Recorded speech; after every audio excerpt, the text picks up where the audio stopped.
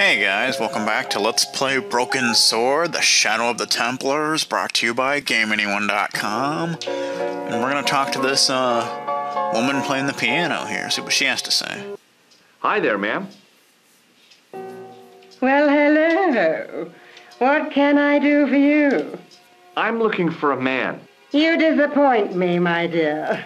For one foolish moment I thought, but never mind. Aren't you going to tell me your name? George Stobart, ma'am. How sweet! I once had a stable boy called George. I am Lady Piermont. The common reaction is to kneel and stutter, but it's not obligatory. A real lady? I mean, you're an honest-to-God aristocrat? Oh, I don't know about that. Few of my ancestors are honest, not even to God. I can trace my family back to the Normans, but don't let that intimidate you, George. Beneath that impressive pedigree, I'm just flesh and blood.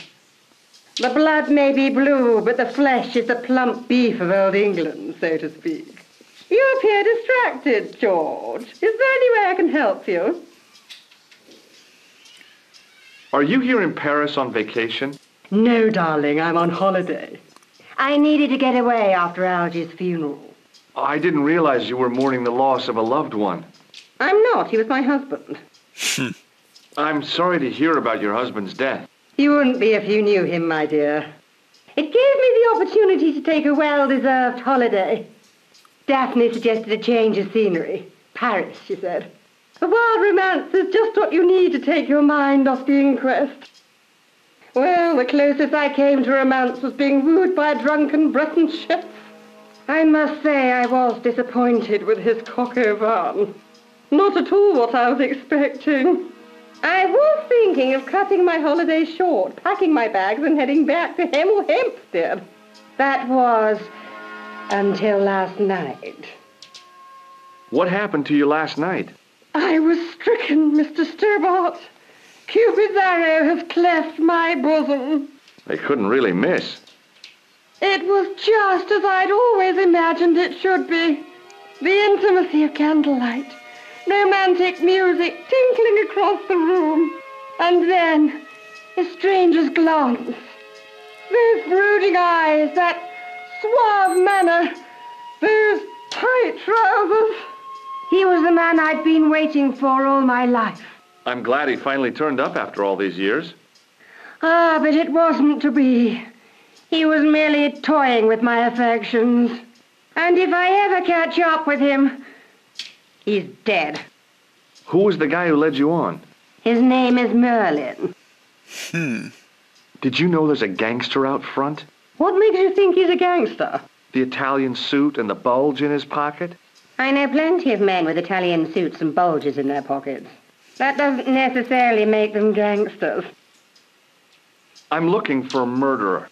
Good heavens! You're a private detective. That's correct, ma'am. What's the term you Americans use? It's on the tip of my tongue. I believe what you're thinking of is Dick. Precisely. Have you come across a man who calls himself Khan? I am familiar with only one person named Khan. Genghis Khan, the legendary Mongol barbarian chieftain? No, darling. Kevin. Kevin Khan? I never heard of him. I'd be most surprised if you had, darling. He's a pharmacist in Hemel Hempstead. Organizes fundraising for the Rotarians. Lovely man. Does he have a scar on his cheek? I really wouldn't know, sweetie. Do you know what this is? At a guess, I'd say it was a clown's nose. That's right. It was worn as a disguise by a vicious killer. Good heavens, are you trying to alarm me? It's true.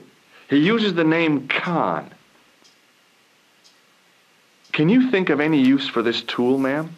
Oh, I can think of someone I'd like to use it on. Would you like to shake my hand, ma'am? Now, George, there's no need to be so formal. We met as tourists, and I want to keep it that way, despite the enormous social gulf between us. Does this tissue mean anything to you? Good God, no. I just thought the smell might be familiar. Please, darling, put it away. I'm no shrinking violet, but that object makes me feel quite queasy. Okay. Do you recognize the man in this photograph? My God, it's him! That's Merlin! She represented everything I loved about the English. The lady was totally deranged. Merlin? You mean King Arthur's wizard? Good heavens, no! Monsieur Merlin is a fellow guest. He's the man I've been telling you about. That's the man who spurned me. The man you know as Merlin is a fake. What do you mean, sweetie? He's a murderer. He also uses the name Khan. I am shocked, Mr. Stobart. Shaken. I took him to be a gentleman, a man of honor. Do you know, I'd rather like to assist you in stitching him up. When did you last see Merlin? It was no more than an hour ago. He came downstairs and spoke to that clerk chappie. Something passed hands. I couldn't see what exactly. A briefcase? No, smaller than that. A bundle of papers, perhaps. The clerk put it in the hotel safe and Merlin went out. Are you sure you saw Merlin putting documents in the safe? Yes, darling, positive. I wonder what they were. Obviously something of great importance. Yeah. I'd sure like to get my hands on whatever it is. I'll bet they had something to do with Plantow's briefcase. Has Merlin returned to the hotel? No, he hasn't. Are you going to search his room? If I could get in there, I would. Would you distract the clerk while I borrow a key? Are you asking me to aid you in a criminal act, darling? I guess I am. Good heavens, I must be dreaming. I don't think so, ma'am. Now tell me, why do you want to get into that room? I'm hoping it's the key to Merlin's room. Well, how can I refuse? I shouldn't think my feminine charms would be much use in this case, but a good dose of English arrogance might do the trick. All right, good stuff.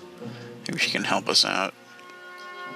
I say, you there, flunky. Oui, madame. Listen carefully. You do understand English, don't you? But of course, madame. Good. I wish to deposit some jewelry for safekeeping. I understand. Are you quite certain? Oh, bien sûr, madame. Over to you, my dear. All right, let's grab the key. There we go. I guess we'll go upstairs and see if we can get into a room. See what we can find out. You know what I'm saying?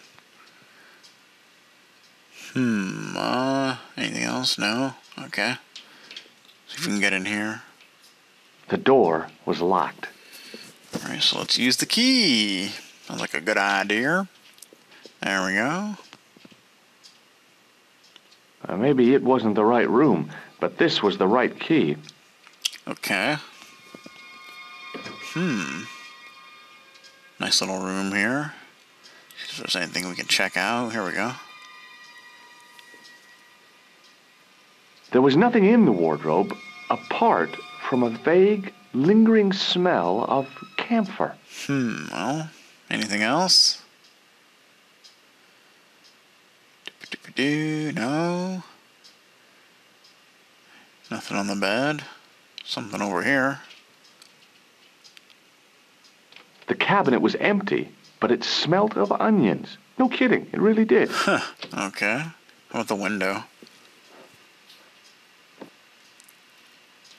Guess we can climb out the window, okay. Maybe that'll do something. Whoa. If I wanted my shins sticking out of my shoulders, I could have jumped. Mama Stobart didn't raise no suicidal fools, though. Yeah. Guess we can get into the next room this way. That's cool.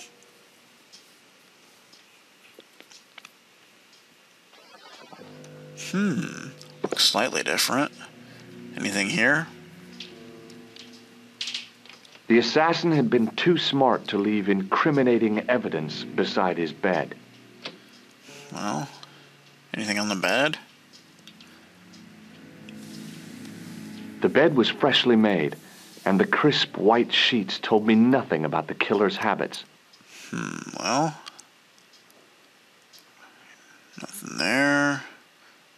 something going on here. Let's see. There was nothing in the pockets of the pants. Okay. Well, let's go then. Oh. Looks like that's him. I had the kind of feeling in my stomach that would usually send me running to the bathroom. I guess we're gonna hide. In the drawer.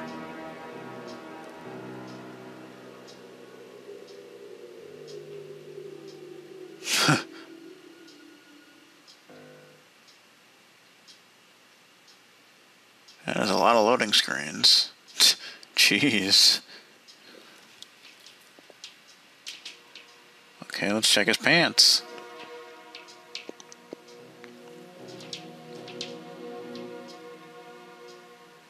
I couldn't believe my luck when I found 2 items in the pockets of the pants. The first was an ordinary matchbook. No matches, no clues. The second was a pass card which read, Thomas Merlin, Gruber Electronics Corporation. Okay. Alright, so I guess we got what we came for. So let's go back. I don't think there's anything else we can do up here, so let's get moving. You know what I'm saying, boy? Okay, let's talk to her again. See what she has to say. Hi, ma'am.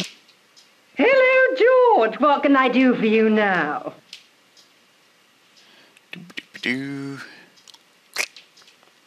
I found this matchbook in Merlin's bedroom. It came from the Club Alamut. It might be useful to find out if that club is in Paris, George. Yeah, maybe. I found this pass in Merlin's room.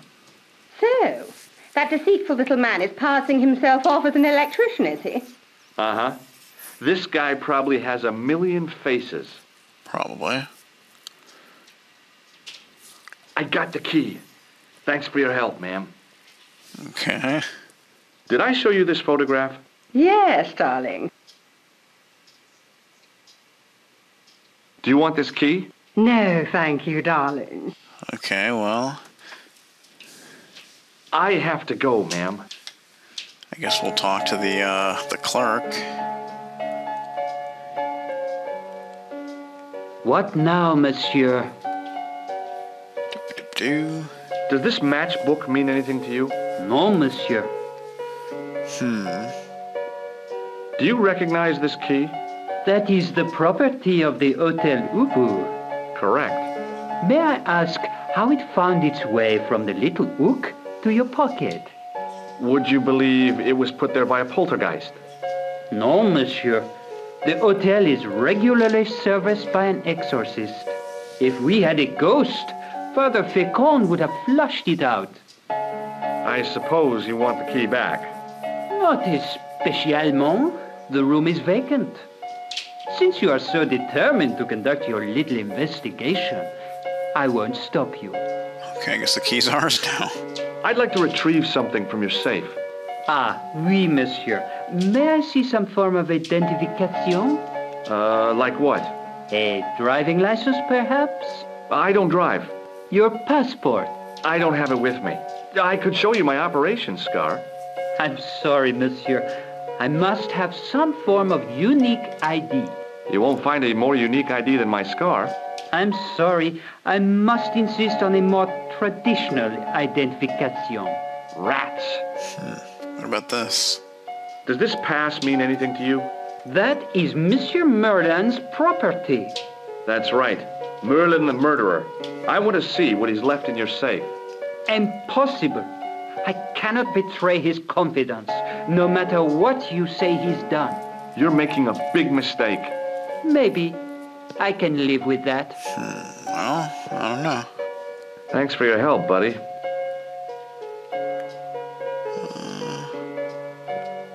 Maybe she knows something. Maybe she can help out again. Hi, ma'am. Hello, George. What can I do for you now? Okay. Would you like to keep Merlin's pass as a memento? No, darling. My broken heart is reminder enough. I showed the pass to the clerk, hoping he'd give me Merlin's papers, but he wouldn't buy it. He's too scared. I'll give him something to be scared of. Follow me, George! Okay. All right. Did you place a package from Merlin in the hotel safe? I did, madame. And did my friend here show you Merlin's identification? Indeed he did, but What's the problem? he isn't Merlin. A mere academic detail. Give him the package. But that is against the law. I happen to be a justice of the peace, you silly man. I am the law. If he tries anything, shoot him, George. My pleasure, Lady Piermont. One moment, please. Nice. You know, I haven't enjoyed myself this much since Greenham Common. I don't know what I would have done without you, Lady Piermont. Voilà, monsieur. Le manuscrit de Monsieur Merlin. Thanks. How satisfying. An Anglo-American alliance that actually worked. The clerk had given me a tightly rolled sheet of parchment. I decided not to unroll it until I was safely back in Nico's apartment. I think we're going to go ahead and stop here, so I want to thank you guys for watching. Stay tuned for the next episode, and I'll see you guys next time. Later.